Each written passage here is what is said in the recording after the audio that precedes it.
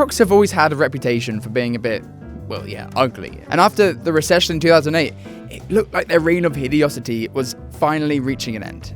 Time magazine dubbed Crocs one of the world's 50 worst inventions in 2010, right next to the hula chair. Wait, what's a hula chair? I can really feel this working.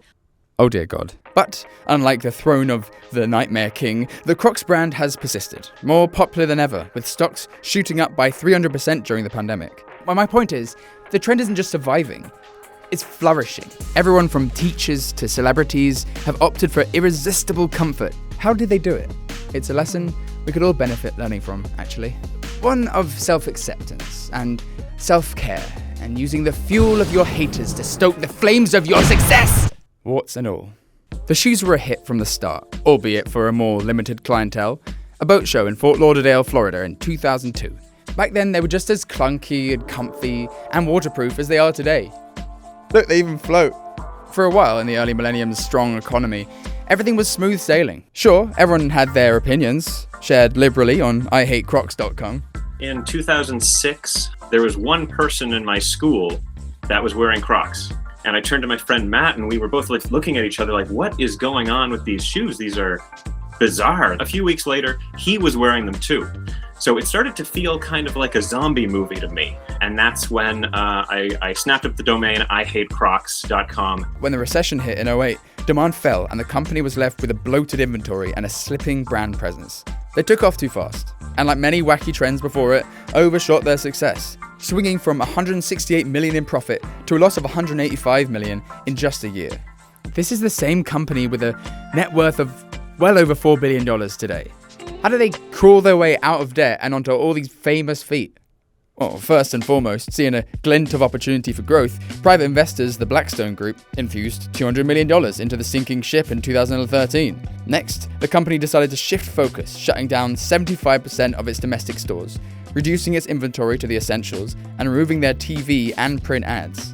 But the meaningful change came when Terence Riley took over global marketing in 2015. He saw opportunity in this highly recognizable silhouette. Crocs didn't have an awareness issue, that's for certain. When a product is not only recognizable but polarizing, even the side that hates it can be a blessing in disguise. When most struggling brands might opt for a redesign, Crocs embraced the meme. Riley would say, "We needed to turn this meme into a dream." The product became a symbol of defiance against public expectations of fashion. Following the lead of their core customer group, older women the company called the feel-goods, who just want comfort regardless of what's cool. Like some sort of ugly singularity event, the Croc was becoming self-aware. We didn't care if people hated us. We were going to take on the haters. People were wearing the brand to make an anti-fashion statement, said Michelle Poole.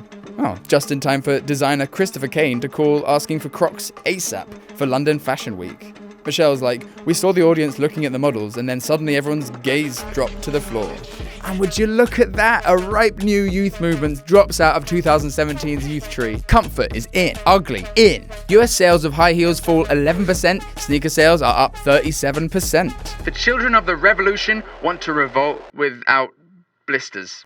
With the new CEO, Andrew Rees at the helm, Crocs saw the chance and rode the wave. They scrapped their failing discounts and brought on Drew Barrymore as an ambassador, reminding us to come as you are. But even Drew, I love her, can't carry a brand to assured success alone. The magic came right within the company, in its marketing team, overseen by Michelle Poole.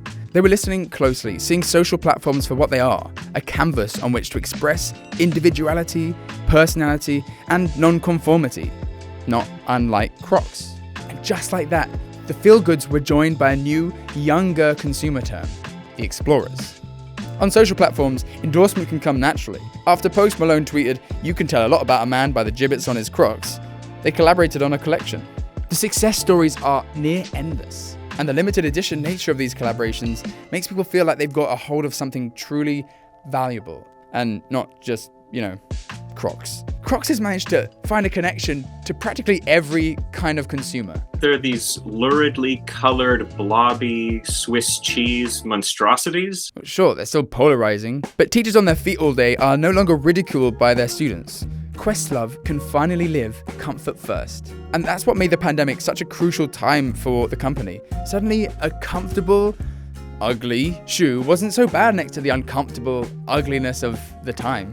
Who knows how long the trend will last? But it has managed to land on a lasting, irrefutably positive message of comfort and self-expression. What do you say to that, Vincenzo? Crocs are having their resurgence. Fascism is having its resurgence. Hopefully there will be an end to this period. Hawaii chair while answering phones, using the computer, balancing books, or filing paperwork. You can hardly call this work. With the Hawaii chair, it takes the work out of your workday. If you can sit, you can get fit. The Hawaii chair. Thanks, Aaron Lee.